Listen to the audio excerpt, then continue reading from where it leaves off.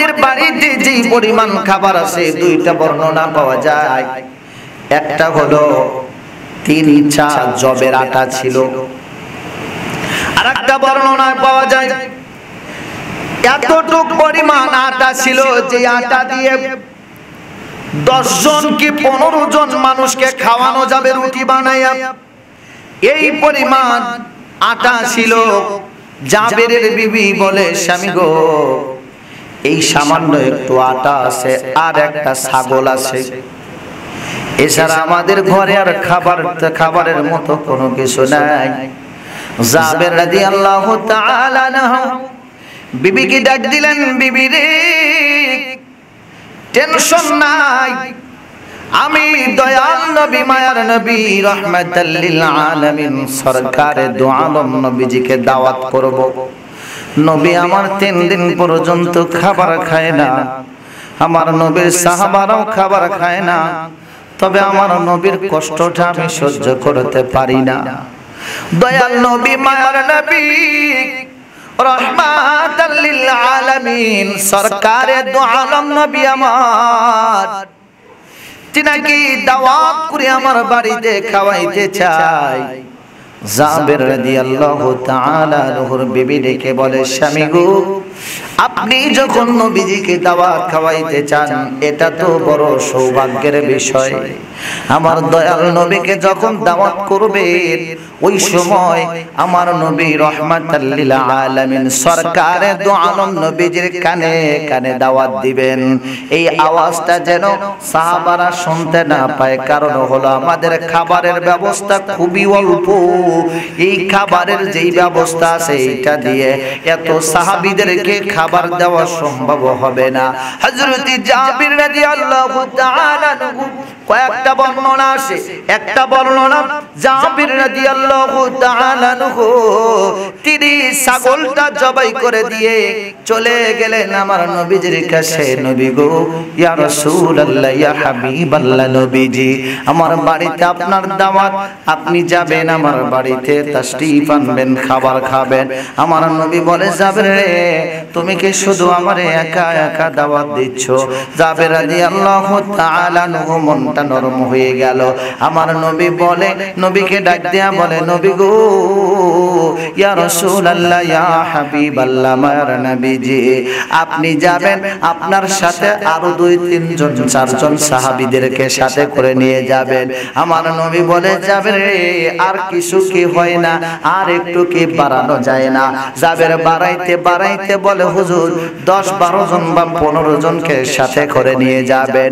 হযরত জাবির রাদিয়াল্লাহু তাআলা আনহু তিনি এইভাবে যখন বললেন, আমার নবী রাহমাতাল লিল আলামিন সরকারে দু আলম নবী আমার উপস্থিত যত সাহাবী ছিল কম বেশি 3000-এর মতো সাহাবী সেখানে ছিল। আর একটা বর্ণনায় পাওয়া যায় 1900, আর একটা বর্ণনায় পাওয়া যায় 2100, কিন্তু যাই হোক 2000-এর উপরে 3000-এর কাছাকাছি বা কিছু কম বেশ থাকতে পারে। এই এত সাহাবী নিয়ে আমার নবী রাহমাতাল লিল আলামিন ওখানে উপস্থিত ছিলেন।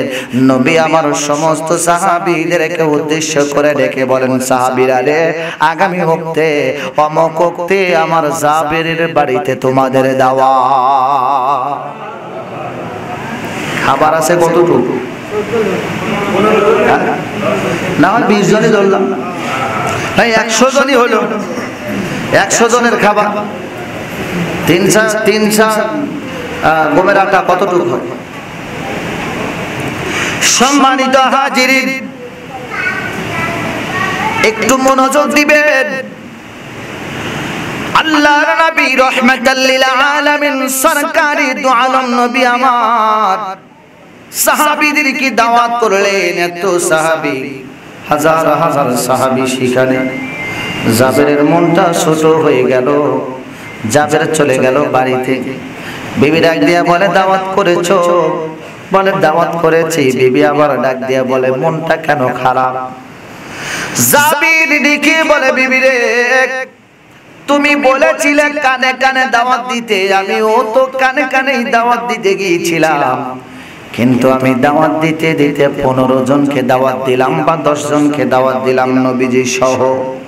আমার নবী রহমাতাল লিল আলামিন তিনি ঘোষণা করে দিলেন উপস্থিত যত সাহাবী আছে 3000-এর মতো সাহাবীদেরকে আমার নবী দাওয়াত করে দিলেন। সম্মানিত হাজিরিন, আল্লাহর নবীর সাহাবী হযরত জাবির রাদিয়াল্লাহু তাআলা আনহু যখন এমন ভাবে বলতে লাগলেন, জাবিরের বিবি বলে আপনি দাওয়াত করেছেন কয়জনকে? বলে 10 থেকে 15 জন। বলে আপনি 10 থেকে 15 জনের খাবারের ব্যবস্থা করবেন, এটাই আমাদের কাজ। বাকিটা তো আমরা দাওয়াত করে নেই, বাকিটা তো দাওয়াত করেছে রহমাতাল লিল আর রহমাতাল লিল আলামিন সরকারে দু আলম নবী আমার, তিনি যখন দাওয়াত করেছে তাহলে আমাদের আর কোনো টেনশন নাই। যেই নবী দাওয়াত করেছে ওই নবী বরকতওয়ালা নবী ব্যবস্থা করবে, চিন্তা করবে, তাদেরকে নিয়ে আমাদের কোনো চিন্তা করার দরকার নাই। আমার নবী রহমাতাল লিল আলামিন সরকারে দু আলম নবীজি সাহাবীদেরকে সঙ্গে করে নিয়ে আসে। নবীজি সাহাবীদেরকে নিয়ে উপস্থিত যখন জাবেরের বাড়িতে 3000 সাহাবীদেরকে নিয়ে খাবারের জন্য বসে গেলেন, আমার নবী রহমাতাল লিল আলামিন সরকারে দু আলম নবীজি হযরত জাবেরকে আগেই বলে দিয়েছিল রান্না করবা, কিন্তু রান্না করার পরে এই খাবারটা ঢেকে রাখবা, এই খাবার কেউ দেখবা না, এই খাবারের উপর থেকে পর্দা সরাইবা না। আমি রহমাতাল লিল আলামিন নিজে যাইয়া এই কাপড়টা সরাবো, পর্দা সরাবো, আমি নবী নিজ হাতে খাবার বন্টন করব। আমার নবী রহমাতাল লিল আলামিন সরকারে দু আলম নবী আমার ওখান থেকে ওই পাত্র থেকে রুটি একটা একটা করে বের করতে লাগলেন, একটা একটা করে বের করে এই রকম ভাবে উপস্থিত যতগুলো সাহাবী ছিলেন প্রত্যেকটা সাহাবীকে 3টা করে রুটি দিলেন। কয়টা করে? 3টা করে রুটি দিলেন।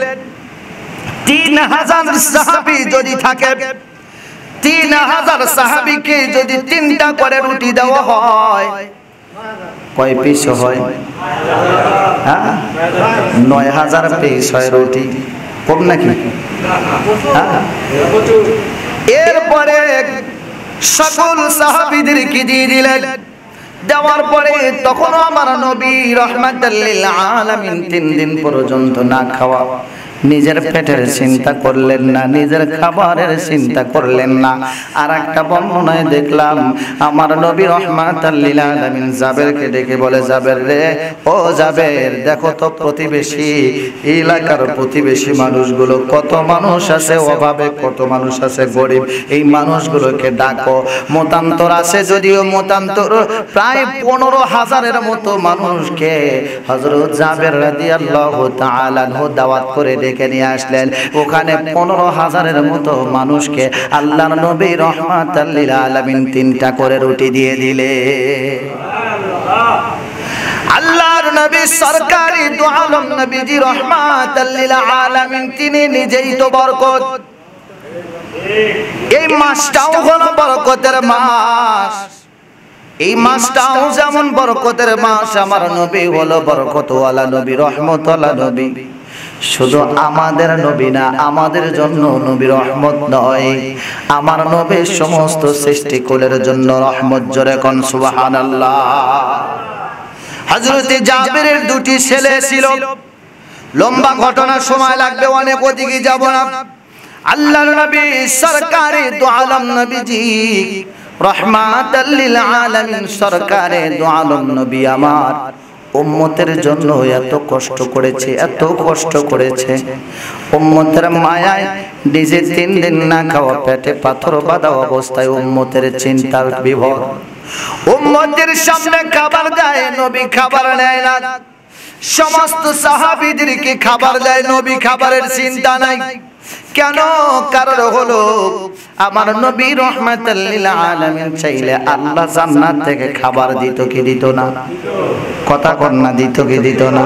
আমার নবী চাইলে আল্লাহ দিত, কিন্তু কখনোই আল্লাহর কাছে খাবারের জন্য হাত বাড়ায় নাই, কখনো জান্নাত থেকে খাবার চায় নাই। আমার নবী রহমাতাল লিল আলামিন সরকারে দু আলম নবীজি একদিন হাতটা উঁচু উপরের দিকে তুললেন, তোলার পরে আবার হাত হাতটা নিচে নামায় নিলেন। নিচে নামানোর পরে সাহাবীরা জিজ্ঞাসা করলেন, নবী গো, ইয়া রাসূলুল্লাহ, ইয়া হাবিবাল্লাহ, হাতটা উপরের দিকে তুললেন, আপনার নজরটা উপরের দিকে আসমানের দিকে। ওগো নবী মুস্কে মুস্কে হাসলেন, আবার হাতটা ফিরিয়ে দিলেন। কারণটা কি? আল্লাহর নবী বলেন, আমি আসমানের দিকে তাকা দেখি জান্নাতের ভিতরে আমি রাহমাতাল লিল আলামিন এই জমিন থেকে জান্নাত দেখতে পাইতেছিলাম। জোরে কোন সুবহানাল্লাহ। আমি জান্নাতের দিকে তাকা দেখি জান্নাতের ভিতরে আঙ্গুর ফল, আঙ্গুর গাছে আঙ্গুর ফল এত সুন্দর সুন্দর ঝোপা ঝোপা আঙ্গুর ধরে আছে। আমি আঙ্গুর ফল দেখে হাতটা বাড়া দিয়েছি, হয়তো এক দুই ঝোপা আমি হাতের মধ্যে করে নিয়ে চলে আসব। এ সাহাবীরা, এই আঙ্গুরগুলো যদি আনতাম আমার মদিনার উম্মতেরা, মদিনাবাসীরা খাইতো, কিয়ামত পর্যন্ত খাইতো, আঙ্গুর শেষ হইতো না। নবী জমিন থেকে জান্নাত দেখতে পায় না, পায় না? আমরা মাহফিল করতে, সেই মাহফিল আমার নবী দেখে না, দেখে না? আরো জোরে কোন দেখে না, দেখে না? নবী দেখে, আমরা দেখতে পারি না, কারণ আমাদের চোখ নাই। নামে মাত্র আশেক, কামের বেলায় আশেক হতে পারি। সেই নবীজির মহব্বত, সেই নবীর ভালোবাসা, সেই নবীর প্রেম তৈরি করতে হলে ইবাদত বন্দেগী যখন যেটা দরকার তখন সেইটা করতে হবে। নামাজের টাইমে নামাজ, রোজার টাইমে রোজা, সত্য কথা বলার টাইমে সত্য কথা, অর্থাৎ যখন যে আমল, যে ইবাদতের হুকুম আসে তখন সেইগুলো আদায় করতে হবে। সাথে রাখতে হবে দয়াল নবীর ভালোবাসা। নবীর ভালোবাসা ছাড়া আপনি নামাজ পড়বেন, ওই নামাজ আল্লাহর দরবারে যাবে না। তো নবীর ভালোবাসা নিয়ে যদি আপনি নামাজ পড়েন, ওই নামাজ আল্লাহর দরবারে যাবে। নামাজ বাদ দেওয়ার কোনো অপশন আছে? নামাজ বাদ দেওয়ার কোনো অপশন নাই। নামাজ আদায় করতেই হবে, নামাজ পড়তেই হবে, যে দিক দিয়েই যান নামাজ পড়তেই হবে। কিন্তু নামাজের প্রথম সিস্টেমটাই হলো, প্রথম যে জিনিসটা লাগবে নবীর প্রেম। বোঝা গেছে? নবীর প্রেম লাগবে, নবীর মহব্বত লাগবে, নবীর ভালোবাসা নিয়ে আপনি যে কাজটাই করবেন ওই কাজটাতেই আপনার বরকত আসবে। আর নবীর ভালোবাসা ছাড়া যেই কাজটাই করবেন ওই কাজের মধ্যে আপনার বরকত আসবে। আর ওই কাজ, ওই ইবাদত আপনাকে মুক্তি দিতে পারবে না। মুক্তি দেওয়ার জন্য হলো নবীর ভালোবাসা লাগবে। কারণ শুধু ভালোবাসলেই কেমনে হয়? ইবাদতও করতে হবে। ইবাদত ছাড়া ভালোবাসলেও যেমন শূন্য শূন্য লাগে, অপূর্ণ লাগে, তেমনই ভালোবাসা ছাড়া ইবাদত করলে অপূর্ণতা থেকে যায়। পূর্ণতা আনতে হলে ইবাদতও করতে হবে, নবীর ভালোবাসাটাও রাখতে হবে। আর সেই ভালোবাসা আমাদের রাখার জন্য যেই জিনিসগুলো দরকার সেইগুলো হলো, সেইগুলোর মধ্যে যেই জিনিসগুলো দরকার সেটা হলো যে আমরা যারা ওয়ারিসে সিলসিলার ভাইরা আছি, চাচারা আছি, আমাদের এক হয়ে থাকা লাগবে। শুধু এক হয়ে থাকলেই না, এক হয়ে থাকার জন্য আমাদের মন, চিন্তা, চেতনা এমন একটা অবস্থানে নিয়ে আসতে হবে যে একজন ভক্ত ভাই আর একজন ভক্ত ভাইয়ের কাছে কতটা আপন, কতটা আপন যে আমার একজন ভাইয়ের চেহারার দিকে তাকাইলে আমার মুর্শিদের প্রতিচ্ছবি দেখতে পাই। সেই নজরে দেখতে হবে, সেই নজরে দেখতে হবে। আপনার আপন ভাই, রক্তের ভাই, মায়ের পেটের ভাই, এই ভাইয়ের সাথে কিন্তু হাসর হবে না। হাসর হবে কার সাথে? আপনার যার সাথে ভালোবাসা তার সাথে হাসর হবে। এটা হলো হাদিস। আর একটা বিষয় হলো, দাদা হুজুর বলছে যে আমার যেই তাঁবুটা থাকবে এই তাঁবুর ভিতরে তারাই অবস্থান করবে যারা আমাকে ভালোবাসে। ওয়ারেস পাক, হাজী ওয়ারেস পাক রহমাতুল্লাহি আলাইহি তিনি বলেছেন আমার ভক্তদের মধ্যে কোনো হিংসা থাকবে না।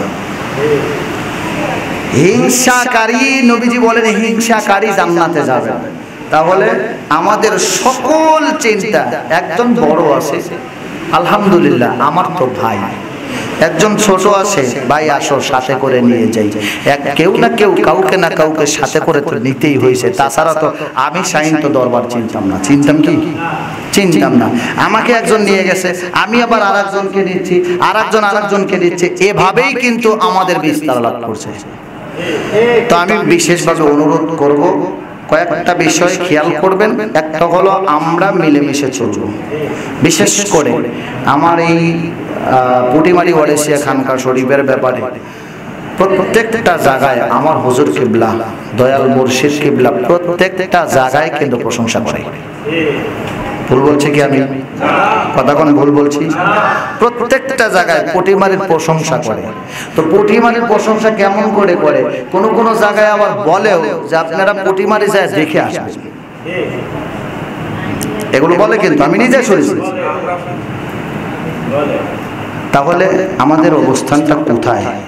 আমার দয়াল মুর্শিদ কিবলা কত উপরে রেখেছে আমাদেরকে, কতটা ভালোবাসে, কতটা ভালোবাসে। সেই ভালোবাসা, সে যতটা ভালোবাসা দিয়েছে ওই ভালোবাসা তো আমরা দিতে পারবো না। পারবো কি? আমরা তো পারবো না, কিন্তু আমরা যতটুকু পারি অন্তত চেষ্টাটা করি।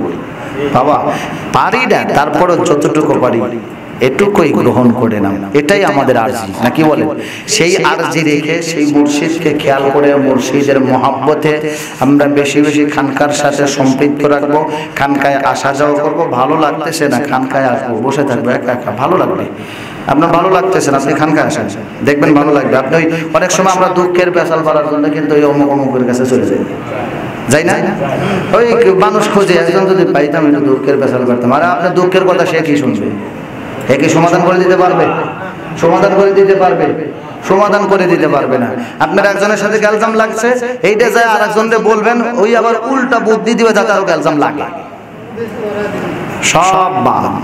আপনি আসেন খানকা শরীফ, চোখের পানি ফেলেন, বাবা দয়াল মুর্শিদ তুমি তো দেখতেছো, তুমি তো দেখতেছো আমার মনের খবর, তুমি তো জানতেছো আমার মাল্লা, আমার দয়াল মুর্শিদের মাধ্যম দিয়ে, আমার দয়াল মুর্শিদের নেক নজরের মাধ্যম দিয়ে আমার সমস্যা দূর করে দাও, তুমি ছাড়া তো আমার কেউ নেই। চোখের এক ফোঁটা পানি আপনার এই খানকায় পড়ার আগেই আপনার সেই চাওয়া পূরণ হয়ে যেতে পারে। আর সবচেয়ে বড় কথা হলো এই খানকাটাই হলো জালালি খানকা। ভুল বলছি আমি? হ্যাঁ, এই খানকাতে আপনি যে নিয়ত করবেন সেই নিয়তে পূর্ণ হবে। নিয়তের মতো নিয়ত যদি করতে পারেন অবশ্যই পূর্ণ হবে, অবশ্যই পূর্ণ হবে, অবশ্যই পূর্ণ হবে।